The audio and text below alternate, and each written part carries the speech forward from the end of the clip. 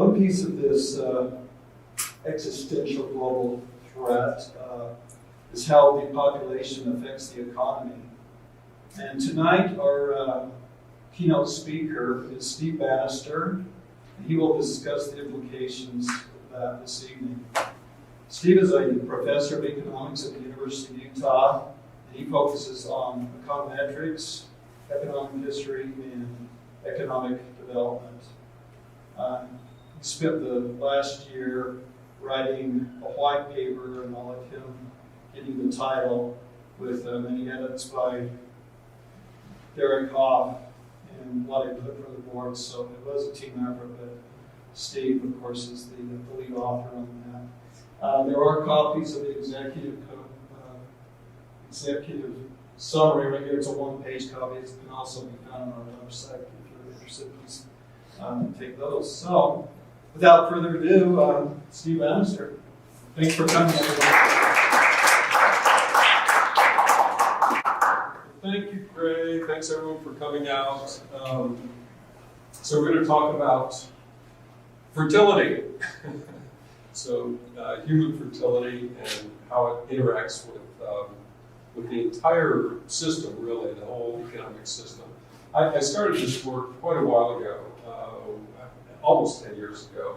So I've been doing it on a global level, modeling the entire world, and about a year and a half ago or two, I joined UPAC because they had, the work at the global level taught me and learned that population levels are a very important driver in the long run of what happens to our planet. Maybe the most important, frankly. So when I found UPAC, when they found me, we decided to collaborate on this white paper, and that's what we're presenting. I'm presenting sort of the highlights of the white paper tonight. And so I've got slides, and I'm an economist, so I do models, and I churn out a lot of graphs. So we look at graphs and talk about their implications. And I'm happy to take interruptions, questions, clarifications as we go along. I think we've got plenty of time to get through the slides and then have a discussion after, until you're exhausted, or I am. So the title of the white paper is Utah's Fertility Decline, which implies original life for all. And the motivation for doing this paper focused on Utah has been that whenever we get some kind of report on population levels for Utah, such as put out by the Gardner Institute, the demographic folks at the Gardner Institute Policy Institute, much of the reaction, whether it's in the papers, or magazines, or in comments from politicians and other leaders in the community, is if it sounds like the population growth is slowing down, it's like, oh, one was us, us. We're just going to wither and die if we don't figure out how to get population growing at a high rate. And we think that is a fundamental wrong approach, and we need to try to change our perceptions about that. So I hope after we go through this model and the data that you'll see why we feel that way, if you agree with us. So, does that look like a richer life? Does anyone know what that is? Rich air. Yes. Yeah. And how about that one? So this is clearly us, Salt Lake Valley, and our version. That's Beijing, and this scene is replicated in too many places around the world. And this is one aspect of having too much population consuming too many carbon fuels, because of course it's carbon fuels that have the emissions that end up forming the dirty air. So those are aspects that we like to think of. If we do meet our goals, then we can start to clean up our environment. So here's the agenda, four points, key points I want to talk about tonight. Why are we interested in Utah's total fertility rate, abbreviated TFR? Very briefly, that's simply the average number of babies a woman will have in her lifetime. So you can do that in any geographic unit for the entire world, for the United States, for the state of Utah, and so on. So why are we interested in that? Well, we'll show you. And then what does declining total fertility rate in Utah, which it is, what does it mean for our living standards? Because this is often the argument. If we don't keep birth rates up, population growing, somehow it's going to affect our living standards. We're going to have a poor life if we don't do that. What does an eventually declining Utah population level mean for cleaner air and for other improvements in quality of life? Less congestion on roads, having to fund less schools because there are fewer children, on and on and on. There are many, many positive things that can happen if population actually declines. It's a long list. We don't go into all of them, but we can certainly take questions on that. And then a couple of challenges. How would we like you to think about what we learned here tonight in terms of carrying it forward to the community and to action? So this is a graph going back to the beginning of the 20th century. For Utah's total fertility rate, that's the red line on the top, and the U.S. total fertility rate is on the bottom. And the patterns are very similar, extremely similar. And this is, and these dotted portions mean that we're not data. There are only a few years worth of data. So, but out here we have at least annual data, so it's a better quality. However, you see the trends. Population, total fertility was going down. These are the numbers of the average children per woman, 4.5, 4, so forth. And they were going down, and this period was the Great Depression / World War II period. And in recessions, we do see declines, normal declines in birth rates. But also the war, all the men went off to fight, so there were fewer conceptions. But after the war, we have the baby boom. That's that. But then since then, since the the 60s, we've been sort of in this period of secular decline. It wiggles around a bit, but clearly the trend is down. And even more recently, both the U.S. trend and the Utah trend, which are very similar in pattern, just Utah lags the U.S., I don't know, by a decade or something like that. Clearly headed down. And this was 2015 data, and it was about 2.35 or 2.4 for Utah. The current number, as of January this year, is 2.1. So we're down to here now in Utah.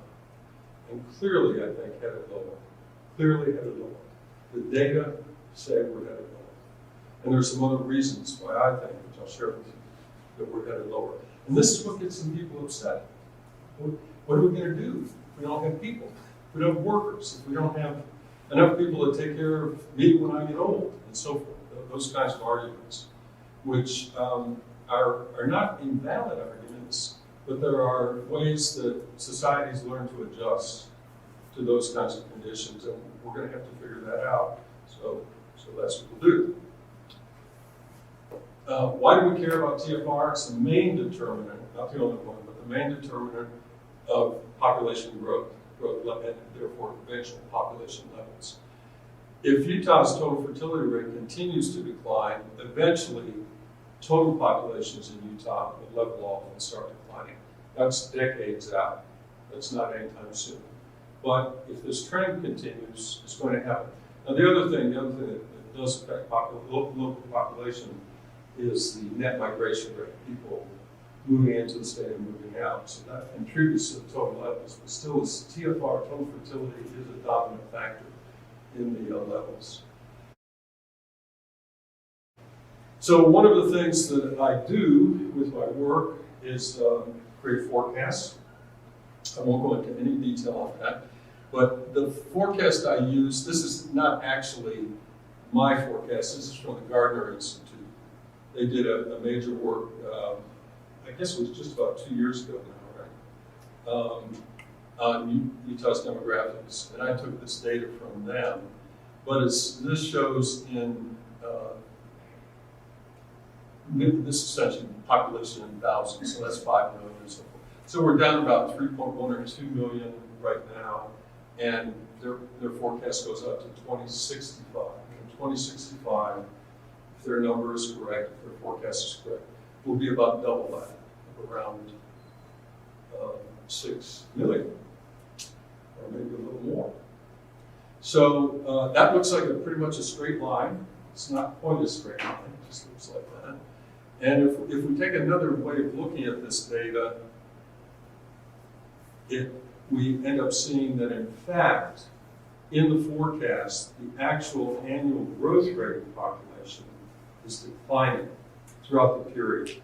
So in 2007 to 18, say, their forecast says it's going to increase by 2.1% population.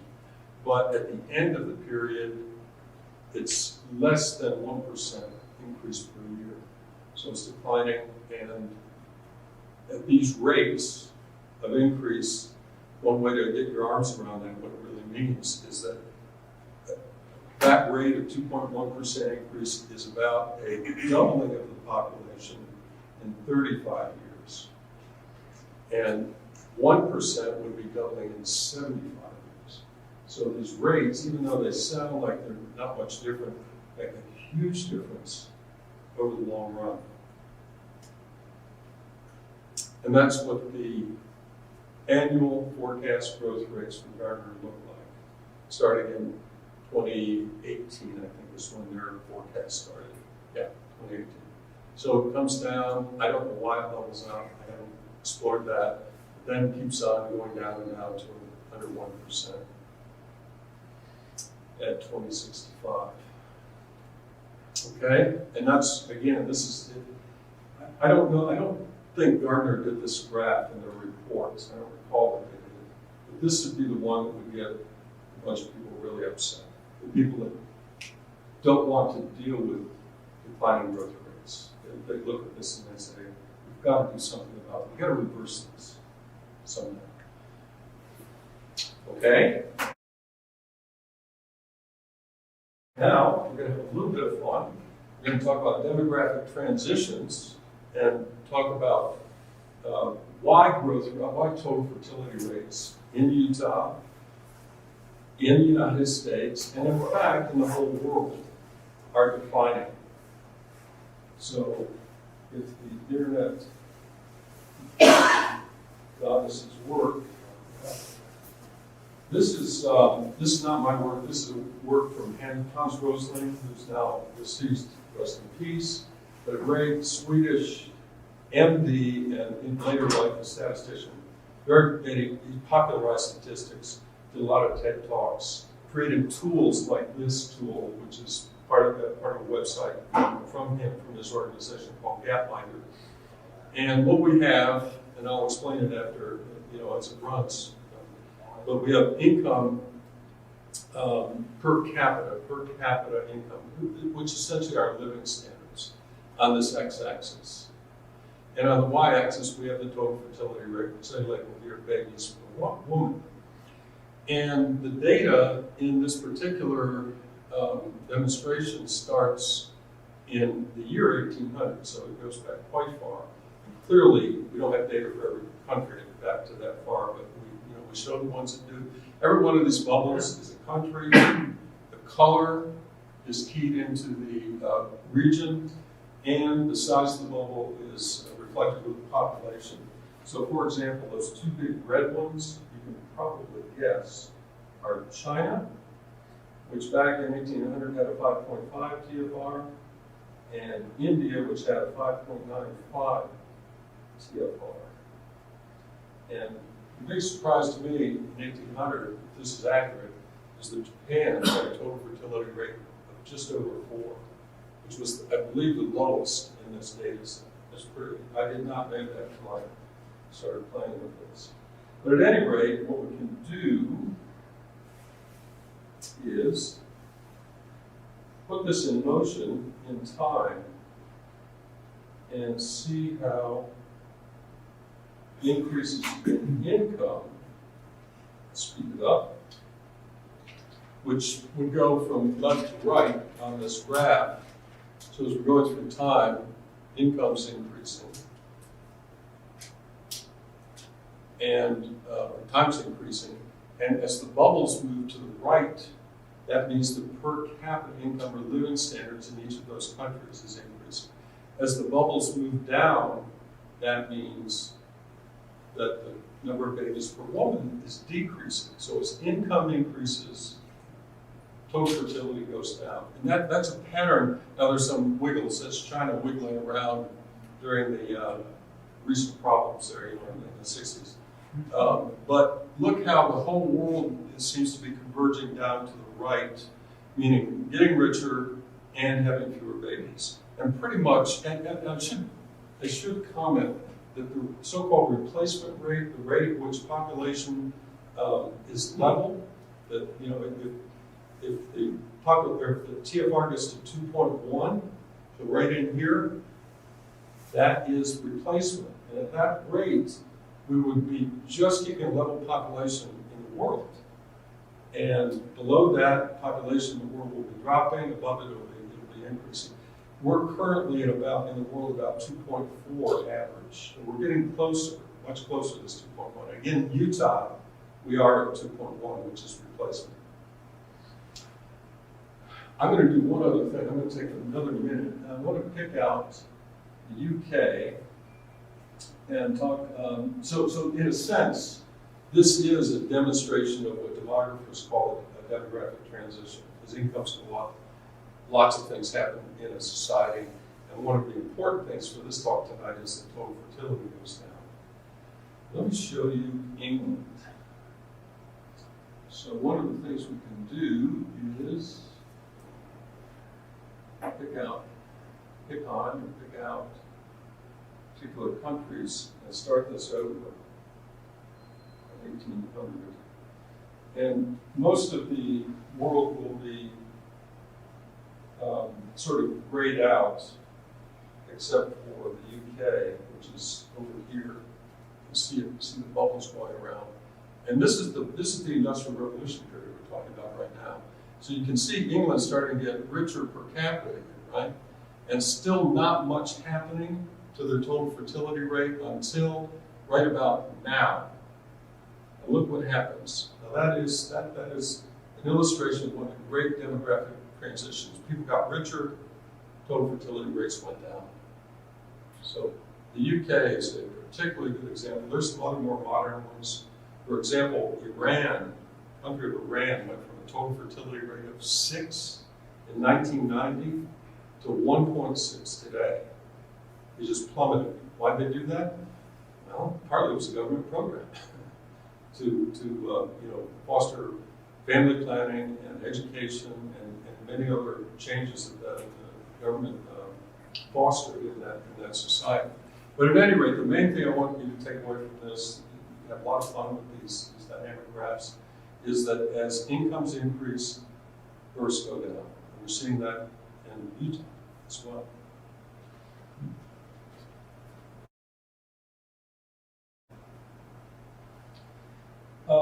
What about reversing demographic transitions? So governments are worried if the birth rate goes down, and one of the groups of governments that's worried is Scandinavian countries. Because they've had low birth rates for quite a while, and by the way, they have some of the highest living standards in the world, right? But they're worried about these low birth rates, so what was us, where will we get the workers, and so forth. And so they have actual programs to encourage increasing birth rates. They've been doing this in Denmark and Sweden and some of those other countries for quite a while now. And what do you think the effect is? Nothing. The total fertility rates are not going up. Maybe a little tiny increase, but nothing substantial and not for any real period of time. So appears as if this relationship between increased incomes and lower birth rates is a very powerful one that's very difficult to reverse. And other countries have tried to reverse it. South Korea is, no success. China, got rid of their one-child policy almost a decade ago. That hasn't affected the birth rate. You talk to Chinese people, they say, kids are too expensive. We don't live on the farm anymore. We don't need them. And they just don't have children. And that gets replicated everywhere in the world. Okay, so that's fertility. Now let's talk about living standards. And this is now data I produced from data that was available from various organizations.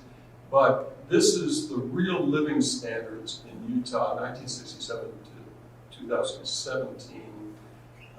And these numbers are dollars, but they are $1983. So, and the reason I did that and left it that way is because that's the way the data came to me, and I could adjust it to a later date with inflation in there, and it would look a little different, but the pattern would be exactly the same, and that's what I want to focus on.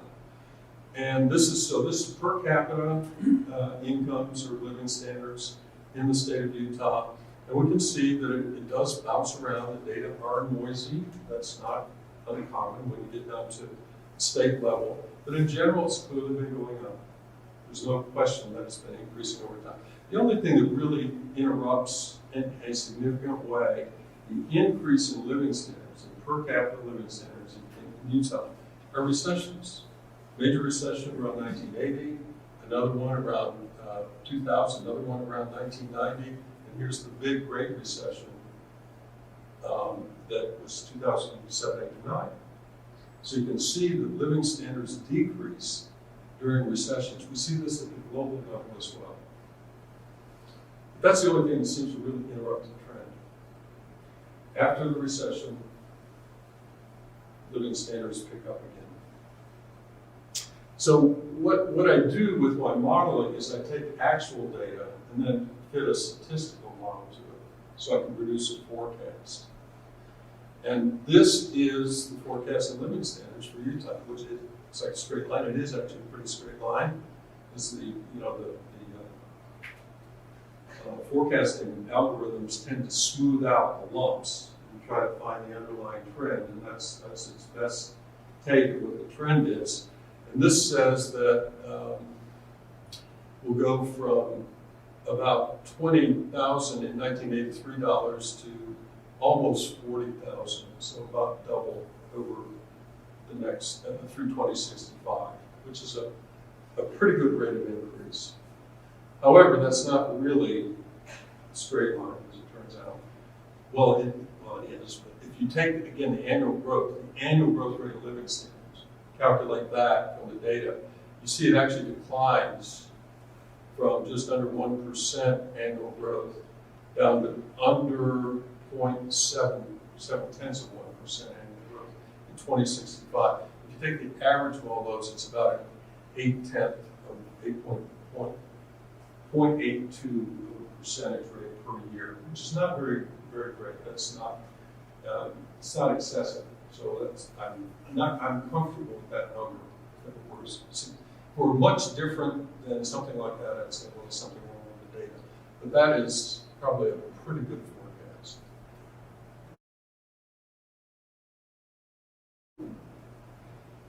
And again, the real living standards increase are interrupted only really by major recessions.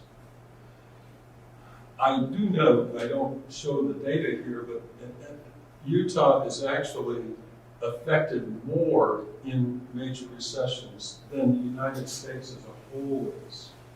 Our living standards go down by more in Utah than they do in the U.S. as a whole. Again, it looks like a linear rise, but and those were $1983 for reasons I explained, but if we brought them up to current prices, that 2065 living standard would be about $84,000 per person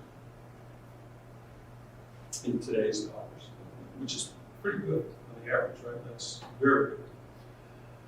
The annual growth rates of living standards decreases, but not by very much. It's 0.0 whatever per year. And I think the actual decrease in the rate of growth is influenced by the deep recession we had in 2007, 8, and 9 toward the end of the data. And the way that the forecasting algorithms work is they weight that later data more heavily than earlier data. They don't ignore the early data, but they weight the later data. So that may be dragging it down. In fact, so it may be a little too pessimistic, but I'm not going to try to outguess my data. So I will stick with what it is. Okay, so that's living standards, total fertility. We already saw this nice correlation globally, and at any level that you look at it, we have a correlation between increased living standards and lower total fertility, and clearly that shows up in Utah. Our total fertility is going down, living standards going down. What causes it? I think there's actually a bit of bidirectional causality. Like one causes the other and vice versa. You can tease that out statistically to see how true that is. I believe that's what's going on. Now, let's talk about the rest of quality of life. And what I've done in this model so far is take a look at the increase in living standards and the increase in total population, because our population levels are still going up, even if the growth rates decline for quite some time, and see what it implies in terms of how much carbon dioxide are we going to put in the atmosphere. And currently, even though carbon dioxide doesn't directly cause our dirty air problem here in the valley, it's not, in other words, carbon dioxide is not a component of the inversion. The fuels, the carbon fuels that produce carbon dioxide from automobiles, from electric plants, from industrial heating operations, they contribute both carbon dioxide and the nitrous oxide, sulfur dioxide, PM2.5, and so forth that are part of the inversion. So in a sense, what I'm suggesting is that the carbon dioxide, or the carbon intensity that we're looking at here, which I'll explain more in a minute, is a proxy for the components of dirty air here. So if we got rid of that, we'd get rid of the inversion problem of it. Or if we reduce the amount of carbon dioxide, it should also reduce the inversion components. What this does is looks at the annual growth rate in Utah carbon intensity going back to 1990. So again, the data are a bit noisy, although the scale is not very large, so it's somewhat overstated, I think, on the graph.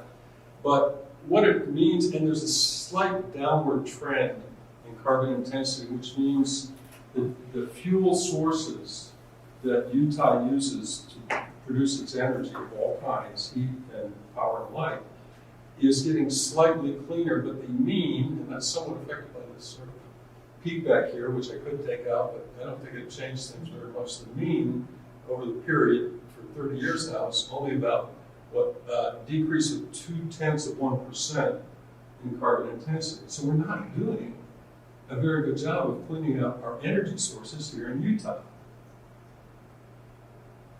We are also not doing a very good job of cleaning up energy sources in the world. And pretty much country by country, we're still not doing a sufficiently good job. That's in the right direction, but it's not big enough to make a serious difference over the time period that we're talking about. This is the forecast using the data, the carbon intensity data, which is the amount of carbon produced by every unit of energy. Should have made that clear. So if you take, and you can do it on any kind of measurement of energy, typically it's done on BTUs or million tons of oil equivalent or some measure like that, and you measure the amount of carbon that is put out over all energy sources, including the renewables. So all the renewables are in there, right? And that's what carbon intensity is measured as.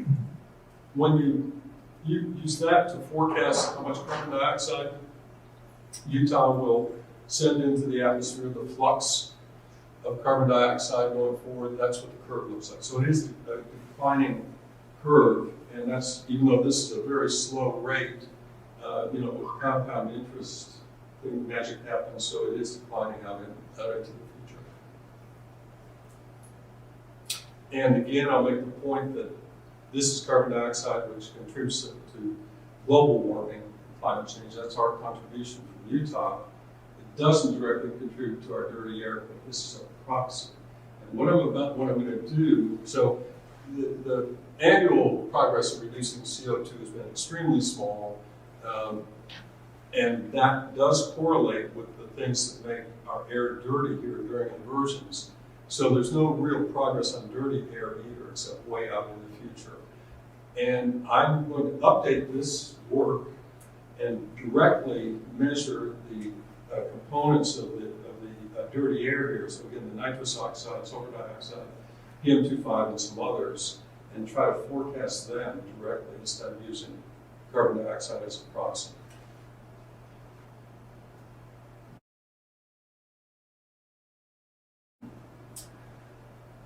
Now,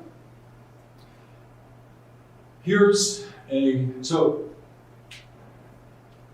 look, when we look at, before I get to the Japan slide, when we look at this, which is the forecasted living standards, per capita income, therefore consumption on the average going forward, it looks like it's just going to keep going forever, no matter what happens to our population. Remember, our population growth rate is declining through this entire period. This keeps on going up. Is that unique to Utah? Is there something special about Utah that causes that to happen? And the answer is no. Again, this seems to be happening everywhere in the world that we look. And as a case study, sort of the poster child, I'll point to Japan. Now, if anyone pays attention to economists talking about global economies, and they talk about Japan, often you hear, oh my gosh, the Japanese economy is a basket case, it's terrible. That all, I think, is not true. I mean, it's not that they don't have some problems, but here are the data. This is their population curve, which is peaked somewhere in here and is starting to decline. So the total population in Japan is on a down, it's headed down. And what I'm claiming that title is eventually everybody at every level in the world will be like that. Africa will be last because they'll be the last to develop economically. But the whole world will go through that transition. This is the per capita GDP in Japan. So their population is leveled, headed down. Their per capita, again, except for the recessions, global recessions, goes up. Here is their total GDP, or total output, and it is on a very slight increase. I think very recently that has now peaked out. The total output from the Japanese economy is, I think, at an 11 point and maybe starting to head down, even though Japan still, they take care of their population, their declining population, with their domestic production, but they also export a great deal. And you have to count that in terms of their production. And I think that may have been, about to be headed down. So it is not a bad story in terms of living standards, even when the total population is decreasing. It's just not a real problem to day-to-day lives. I'm not saying that there won't be adjustments. I'll have to figure out, Japan is running out of workers, right? So what are they doing? What are they doing to replace the workers that aren't being born? Well, they're starting to talk about allowing migration for the first time in a very long time, maybe ever, in Japan. But the real thing that they're doing is putting a lot of robots to work. And I think that's our future. As population levels and therefore the workforce peaks and declines, we'll have to put more robots on. And if you go look around Japan, it's pretty healthy. This is Osaka, which there are parts of Osaka that are, I mean, there's more neon, I think, in Osaka than Las Vegas ever thought about putting in place. And it's highly, you know, they have a very vibrant economy. That's what these slides are going to. There's the nighttime shot of the canal. I've been to Osaka and I've seen this. It's remarkable how much wealth appears to be displayed.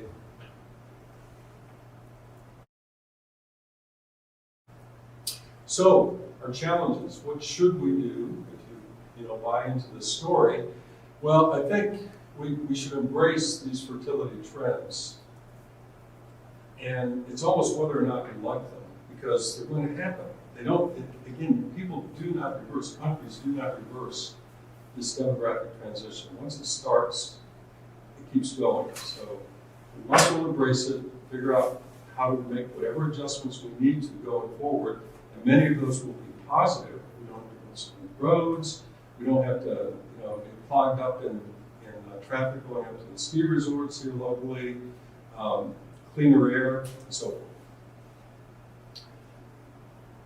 The slowing population growth, and therefore eventually the smaller total population, should lead therefore to a better quality of life for everyone. We'll be wealthier.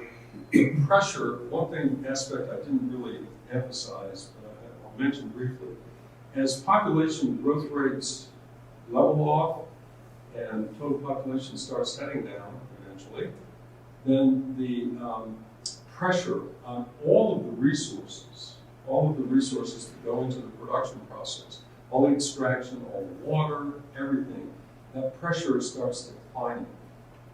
And therefore we have less waste and less, dumps of all kinds of toxic matter and so forth. So there's lots of aspects in terms of quality of life that we can expect as the global population peaks and starts declining.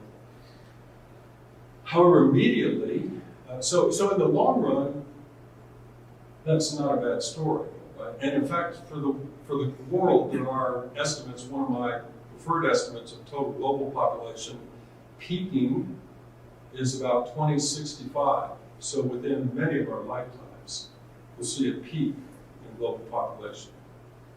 Some forecasts are longer, some are shorter than that. 2065 feels like a pretty good number, given a decline in global total fertility. Steve, could you comment, what's the total population of 2065 in that model? On that forecast, it's about 8.7 billion people globally. We're about 7.3 or 4 now. Most of that would come from Africa. So Europe has already stopped growing. Asia has pretty much stopped. And so it would be mostly in Africa.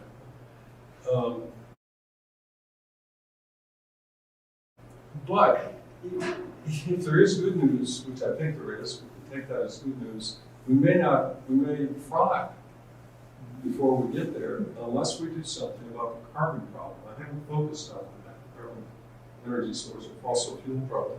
So I think clearly we must focus on cleaning the air of carbon dioxide and all the stuff that causes inversions by reducing the carbon-based energy sources to zero as soon as possible. And if we don't do that, we may not enjoy the lower population levels because it will not be a very good place to live. So we've got a real challenge in the short run that, these population trends don't help on right away. We have to wait quite a while. And I think that's everything. So that's our website. And join us. Thank you very much for coming out tonight. Listen, thanks very much.